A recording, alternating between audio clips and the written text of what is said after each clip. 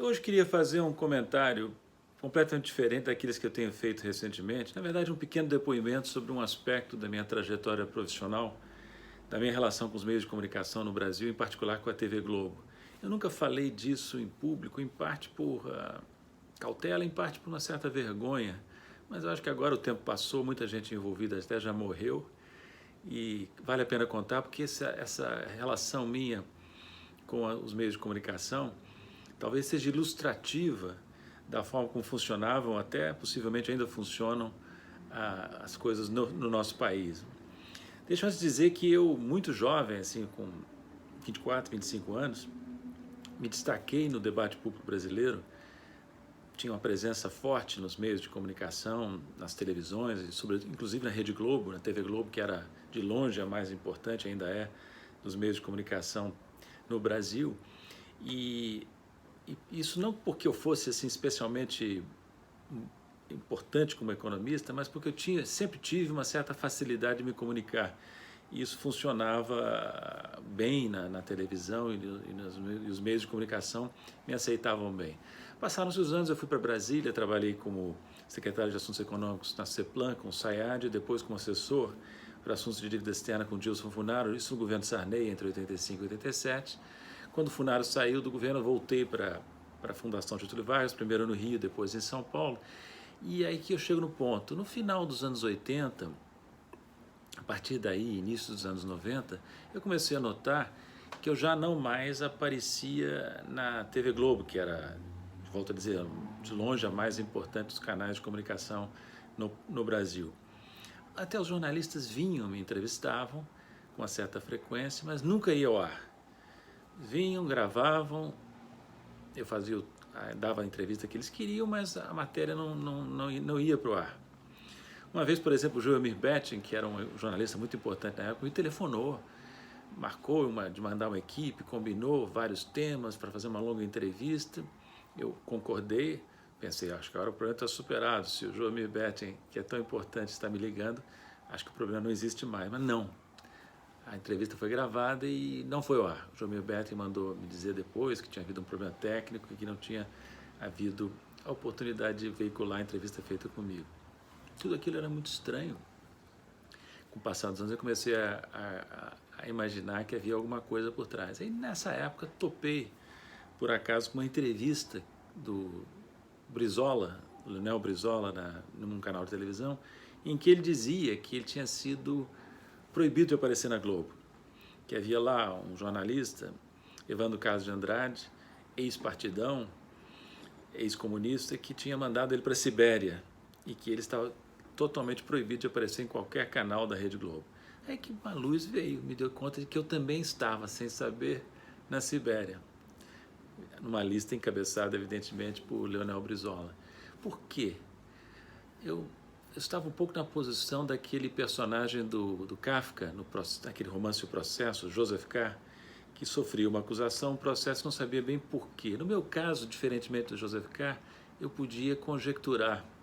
Nunca me foi dito isso, mas eu conjecturava que essa proibição se devia à minha participação destacada numa decisão muito controvertida na década de 80 do governo Sarney, na época do Dilson Funaro, ministro da Fazenda, quando eu, assessor dele, fui um dos que preparei e propugnei dentro do governo a suspensão de pagamentos da dívida externa a bancos privados estrangeiros, a chamada moratória unilateral de 87.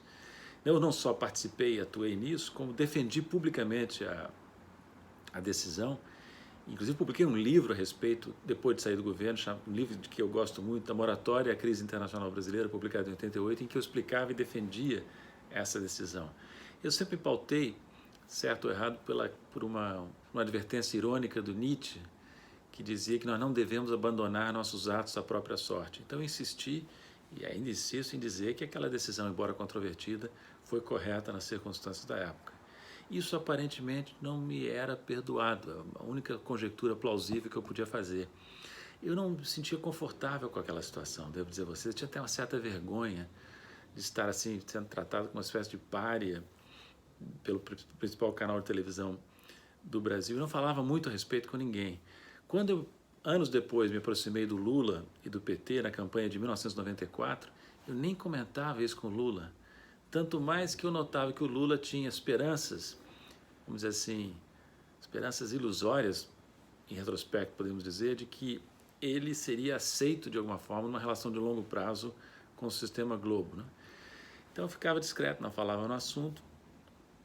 Acabei me desentendendo com o Lula e o PT, me afastei, mas isso não vem ao caso, as razões foram ligadas ao plano real, mas não interessa falar nisso agora. O importante é que aí eu continuei na chamada Sibéria, os anos passavam e eu continuava na Sibéria.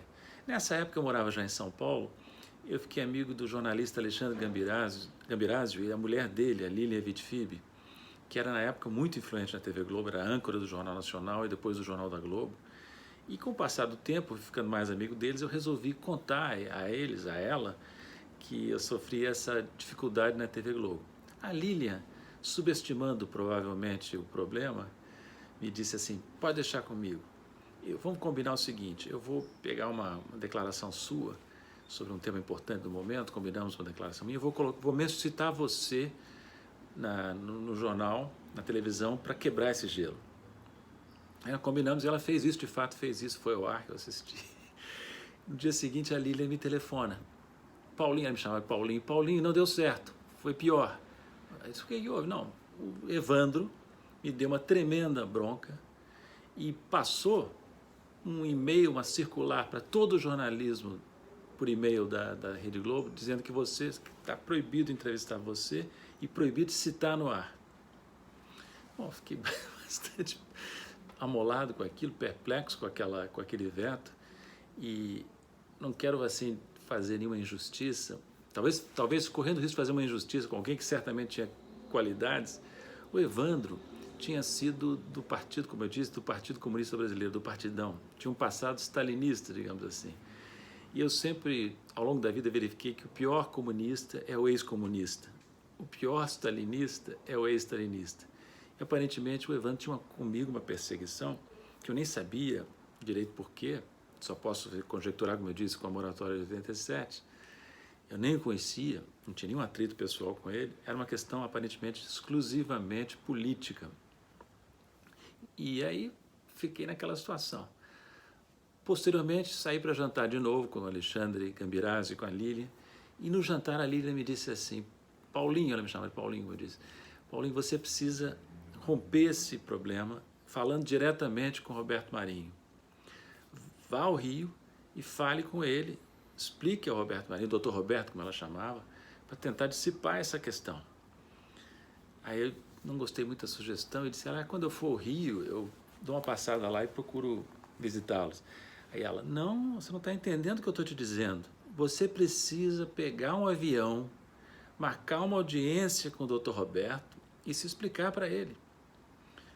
Aí eu disse, Lília, fiquei bastante satisfeito com a sugestão dela.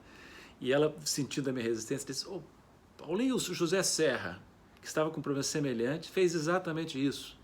Foi ao Rio, se explicou ao doutor Roberto e resolveu o problema. Aí disse ela, Lília, mas eu não sou político, eu não vou fazer isso. E não fiz. Não fiz e, portanto, continuei na Sibéria por vários anos. Os anos se passaram, o tempo foi passando. Anos depois morre o tal Evandro, né? Que aparentemente era um obstáculo importante. E através do meu irmão João, que era amigo de um alto executivo da Globo, o Toninho Drummond, João falou com o Toninho Drummond, explicou, o Toninho disse, mas que absurdo, Paulo, tão importante como economista, não pode ficar vetado na Globo, e graças a ele, já depois do desaparecimento do Evandro, eu voltei a ser admitido na Globo, voltei a dar entrevistas para a Globo, isso foi início deste século, início da primeira década do século XXI, se não me falha a memória. Então, ao todo, eu passei bem mais de 10 anos na Sibéria, sem poder aparecer ou ser citado na Rede Globo, né? Coisa bastante curiosa, né? Depois que eu voltei da Sibéria, inclusive, eu tive algumas dificuldades, alguns jornalistas que eram mandados me entrevistar, certamente ligados ainda ao regime Evandro, não estavam nada contentes de terem que me entrevistar. Chegou a haver uma situação em que eu, diante das agressões de um jornalista que havia sido mandado para me entrevistar, eu interrompi a entrevista e pedi a ele para se retirar. Mas, enfim, passou. Eu voltei a participar de debates na Rede Globo, depois fui para o FMI e passei 8 anos em Washington, 2 anos em Xangai, e voltei ao Brasil mais de 10 anos depois, e encontrei o Brasil desse jeito em que ele está, né?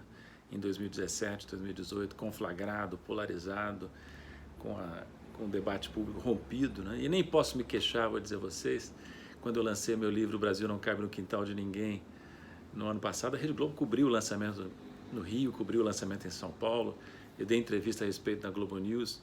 De qualquer maneira, como diria Nelson Rodrigues, eu já sou um economista crepuscular, não preciso mais ser ouvido. Há outros economistas mais jovens, com mais mensagens a trazer, que merecem a atenção dos meios de comunicação no Brasil.